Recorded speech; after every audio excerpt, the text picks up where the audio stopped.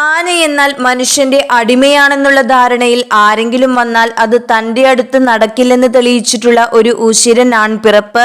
കേരളത്തിലെ ആനകളിൽ അല്പം മുൻചുണ്ടി കൂടുതലുള്ള മുതൽ ആരുടെ മുന്നിലും തലകുനിക്കാത്ത ഒരാന ഉള്ളൂർ കാർത്തികേയൻ. ഒരു കാലത്ത് കൊമ്പുചങ്ങലയിട്ടാണ് കാർത്തികേയനെ ഉത്സവത്തിന് എഴുന്നള്ളിച്ചിരുന്നതെന്ന് പറഞ്ഞു കേൾക്കുന്നു. ഇന്നിവൻ പാപ്പാന്മാരുടെ കൃത്യമായ പരിചരണത്തിലും ചിട്ടവട്ടങ്ങളിലും അനുസരണയുള്ളവനായി ഉത്സവപ്പറമ്പുകളിലെ നിറസാന്നിധ്യമായി മാറിക്കൊണ്ടിരിക്കുന്നു. ചട്ടക്കാർ അറിഞ്ഞു പെരുമാറേണ്ട ഒരു മുതൽ തോട്ടിയും വടിയും ഉണ്ടെന്ന് കരുതി അവന്റെ അടുത്തേക്ക് അത്ര എളുപ്പമൊന്നും ചട്ടക്കാർക്ക് കയറി ചെല്ലാനാവില്ല. നല്ല രീതിയിൽ പെരുമാറിയാൽ തിരിച്ചും അതേപോലെ തന്നെ അവൻ സഹകരിക്കും.